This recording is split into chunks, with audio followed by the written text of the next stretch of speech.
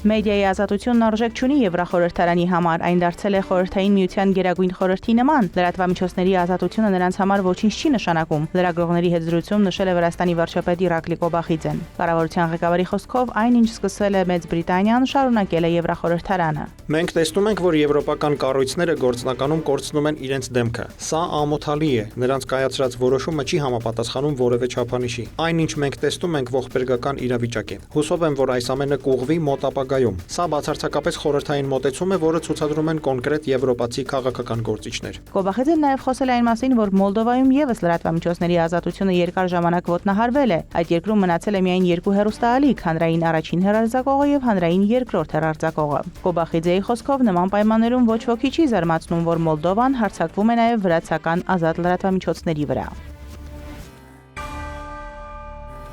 2026 թվականի սկզբից Վրաստանի իշխանությունները պատերազմ հայտարարեցին սննդի, դեղորայքի եւ վառելիքի բարձր գներին, աճող հասարակական դժգոհության պատճառով։ Սակայն չնայած կառավարության բոլոր ջանքերին, խորհրդարանական հանձնաժողովի ստեղծմանը եւ նույնիսկ պետական անվտանգության ծառայության կողմից մասնավոր ընկերությունների ստուգումներին, այս ընթացքում գները շարունակել են աճել։ 2026 թվականին Վրաստանի իշխանությունների կողմից իրականացված ուսումնասիրությունների արդյունքների համաձայն երկրում բարձր գների բարձրացման հիմնական պատճառներն են անարդյունավետ կորպորատիվ ծախսերը, ներքին շուկայում քաոսը, մատակարարումների համար վատ կազմակերպված վճարային համակարգը, լոգիստիկայի հետ կապված խնդիրները, ինչպես նաև մատակարարների եւ մանրածախ առևտրի ցանցերի միջև ոչ թափանցիկ վճարումները։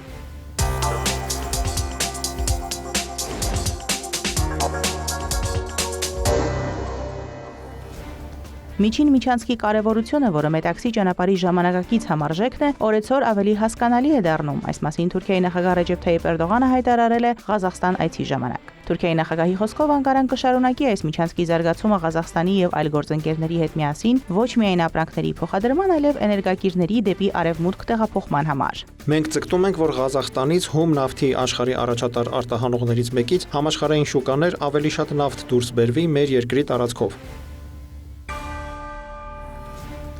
Թուրքիայի նախագահ Ռեջեփ Թայիպ Էրդողանը ժամանել է Ղազախստանի Թուրքեստան քաղաք մասնակցելու թուրքական պետությունների կազմակերպության ոչ պաշտոնական գագաթնաժողովին։ Հազրեթ Սուլթան միջազգային օդանավակայանում Էրդողանին դիմավորել են Ղազախստանի պետական խորհրդականը, Ալմաթիում Ղազախստանի արտաքին գործերի նախարարության ներկայացուցիչը, Անկարայում Ղազախստանի դեսպանը եւ այլ պաշտոնյաներ։ Թուրքական պետությունների կազմակերպության ոչ պաշտոնական գագաթնաժողովին Էրդողանը կմասնակցի Ղազախստանի նախագահ Կասիմ Ժոմարտ Տոկաևի հրավերով։ Էրդողանից բացի գագաթնաժողովին կմասնակցեն նաեւ Ադրբեջանի նախագահ Իլհամ Ալիևը, Ուզբեկստանի նախագահ Շավքաթ Միրզոևը, Ղրղստանի նախագահ Սադիր Ջապարովը եւ ինքնահռչակ Հյուսիսային Կիպրոսի նախագահ Թուֆան Էրհուրմանը։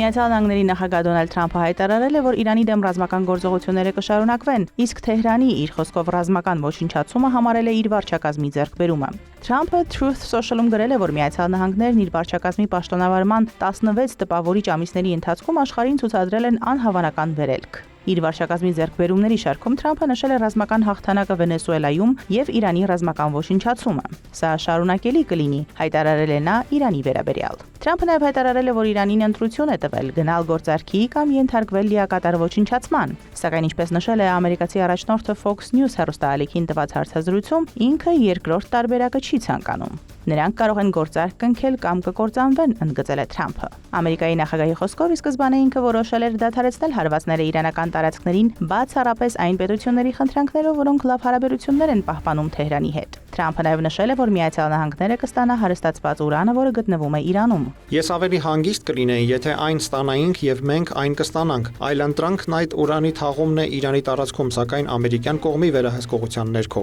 Միաժամանակ Միացյալ Նահանգների նախագահը խոստացել է կրկնել հարվածները միջուկային օբյեկտներին, եթե իրանական կողմը փորձի իրականացնել ուրանի դուրսբերումը փլատակներից։ Ես նրանց ասել եմ, եթե զորքեր ուղարկեն եւ փորձեն դուրս բերել ուրանը, կամ եթե մենք տեսնենք, որ ինչ որ մեկը փորձում է դա անել, պարզապես այնտեղ մի քանի ռումբ կգցենք եւ դրանով ամեն ինչ կավարտվի։ Ավելի ուշ հայտնի է դարձել, որ Միացյալ Նահանգների իշխանություններն ամբողջությամբ մերժել են Իրանի կողմից առաջարկված հակամարտության կարգավորման 14 կետանոց ծրագիրը։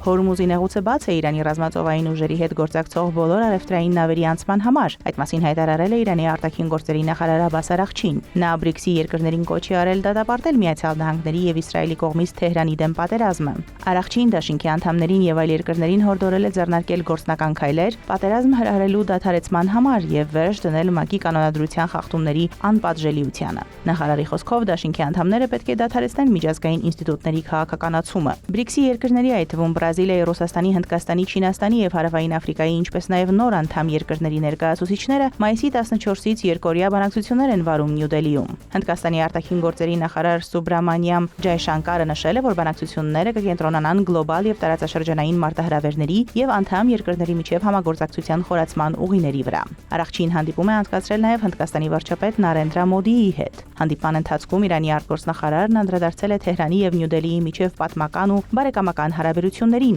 նաեւ ներկայացրել Իրանի դեմ ամերիկա-իսրայելական պատերազմի եւ դրա հետևանքների վերաբերյալ վերջին զարգացումները։ Իր հերթին Մոդին ընդգծել է երկկողմ հարաբերությունների պահպանման, նաեւ տարածաշրջանային կայունության եւ անվտանգության կարեւորությունը։ Նա հայտարարել է նաեւ տարածաշրջանում անվտանգության հաստատմանը նպաստելու Հնդկաստանի պատրաստակամության մասին։ Արաղչին Նյու Դելիում BRICS-ի արտաքին գործերի նախարարների հանդիպման շրջանակում հանդիպել է նաեւ Ռուսաստանի արտաքին գործերի նախարար Սերգեյ Լավրովի հետ։ Հանդիպումը տեղի ունեցել այն ժամանակ, երբ Լավրովը աջակցել է Իրանի եւ Միացյալ Նահանգների միջև երկխոսությանը, նախկինում Արաբական Միացյալ Էմիրությունների արտաքին գործերի նախարարին ասելով, որ Մերձավոր Արևելքում ռազմական գործողությունների վերսկսումը կանխելու համար անհրաժեշտ են շարունակական բանակցություններ։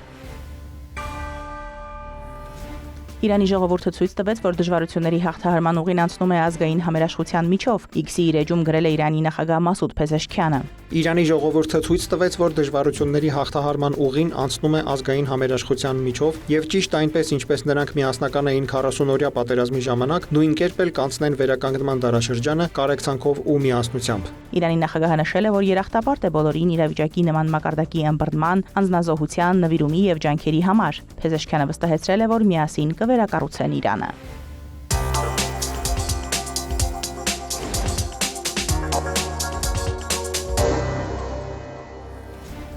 Մայիսի 15-ին Ռուսաստանից Ադրբեջանի տարածքով Հայաստան կտեղափոխվի հացահատիկի հերթական խմբականակը։ Այդ մասին հայտնում են ադրբեջանական լրատվամիջոցները։ Հայաստան կուղարկվի 14 երկաթուղային վագոն, որոնք կտեղափոխեն 977 տոննա հացահատիկ։ Մինչ օրս Ադրբեջանի տարածքով Ռուսաստանից Հայաստան է տեղափոխվել ավելի քան 26000 տոննա հացահատիկ, ավելի քան 3800 տոննա պարարտանյութ եւ 68 տոննա հնդկացորեն։